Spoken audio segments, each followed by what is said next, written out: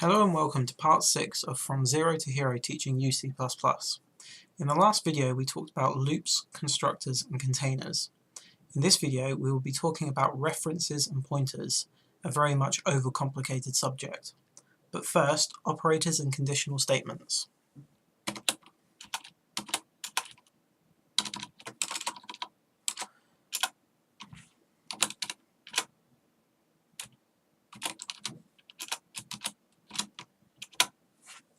These are what's known as operators. These Boolean operators will check two objects against each other and return true or false depending on the result.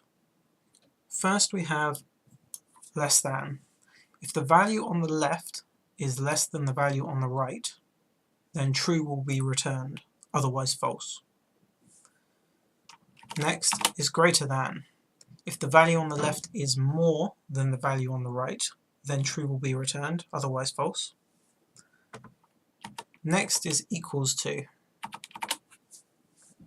If the value on the left is the same as the value on the right, then true will be returned, otherwise false will be. Next is not equal to. If the value on the left is not the same as the value on the right, then true will be returned, otherwise false.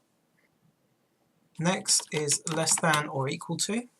If the value on the left is less than or the same as the value on the right, then true will be returned, otherwise false. And finally, we have more than or equal to. If the value on the left is more than or the same as the value on the right, then true will be returned, otherwise false.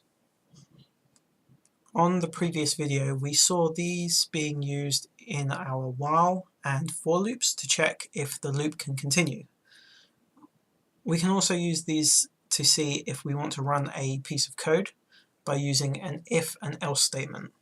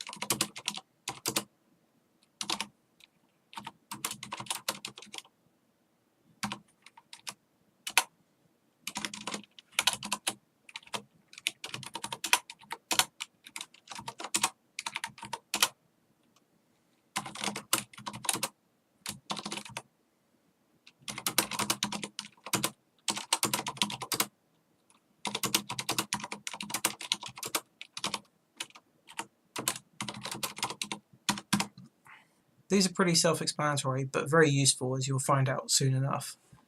The last way that I want to show you how a conditional check can be used is to use one to assign a Boolean directly.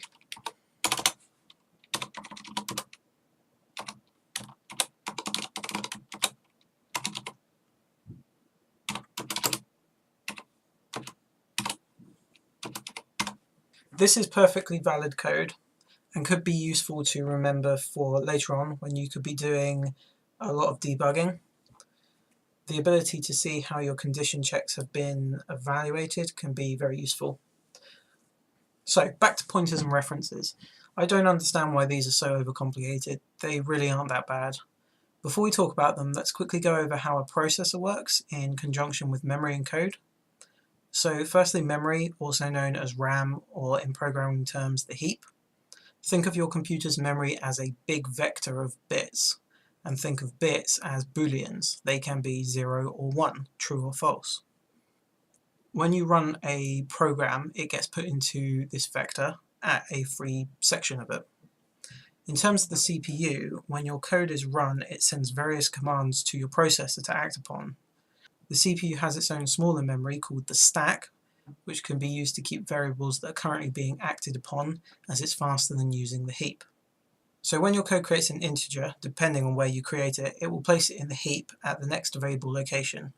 And when you pass something as a parameter, that parameter will be sent to the stack for processing and then sent back when it's done. You should note that this is a very simplified explanation of how a computer works, but it'll do for the basics. We know an integer is 32 bits, meaning in the heap and stack it only takes up 32 bits.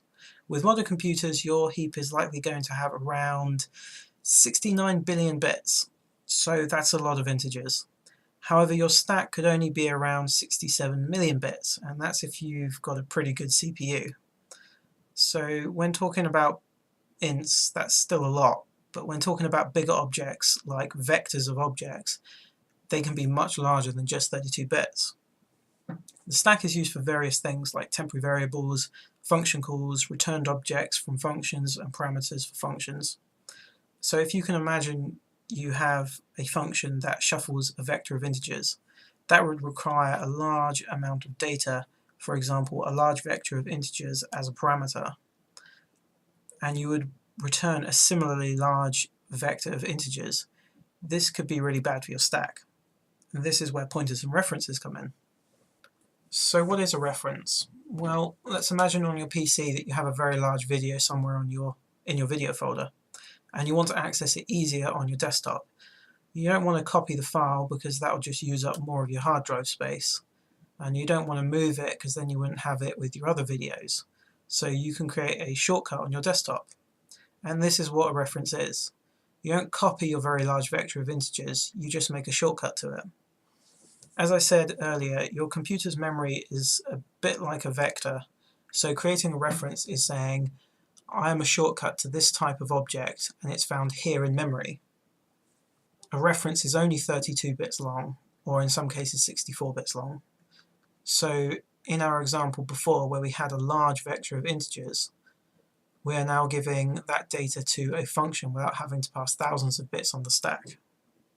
Another benefit for passing references to functions is that the data you pass is directly editable, meaning that if you take that example function we had before and pass a reference of that vector of integers that you want to shuffle, we could directly shuffle that vector and not have to pass anything back.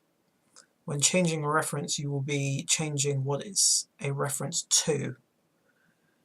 You do have a way of making this data non-editable by typing const in front of it. Then your data is safe. At the same time, it still only takes up a tiny amount of memory on the stack. There is a methodology in programming where you append in and out to parameters to tell other programmers that the in parameters are to be read and not changed, and the out parameters are to be changed. Let's have a look at this in code.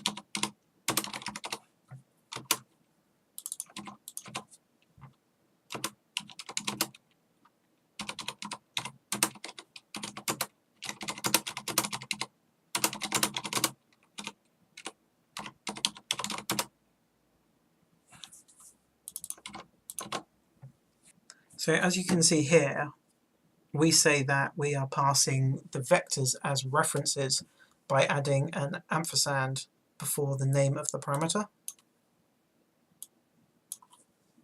And the way that you would call this function is simply by going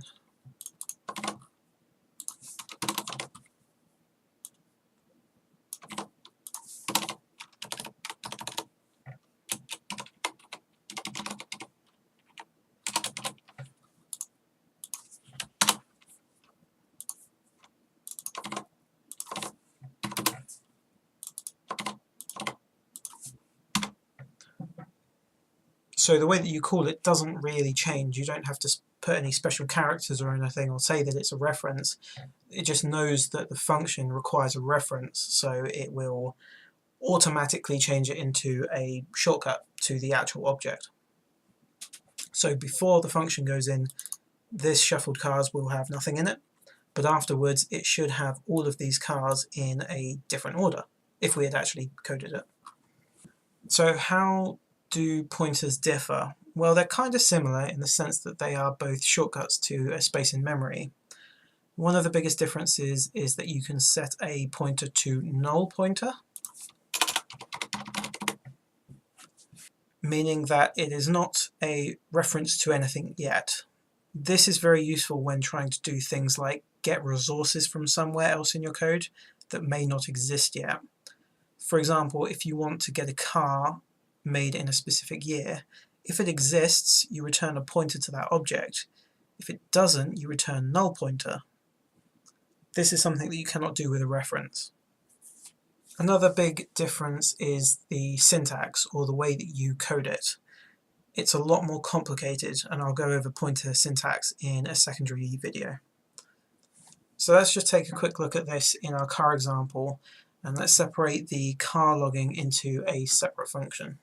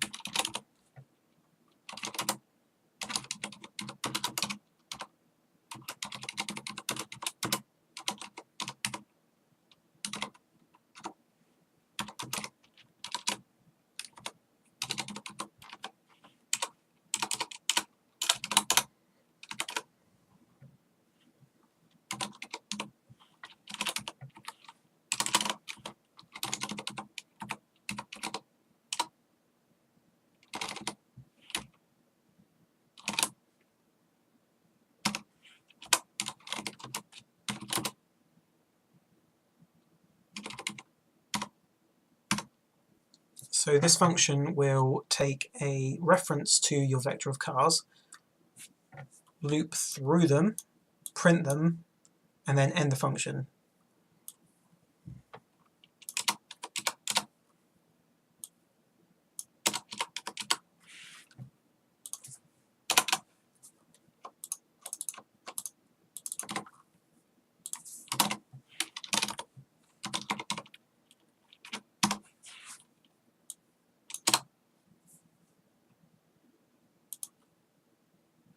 And when we run it, you see that it comes out exactly the same. So in the end, they aren't as complicated as most like to make it out to be, and once again they are both useful and be required in certain situations. Again, I realised that this was probably quite complicated, and feel free to ask questions about it.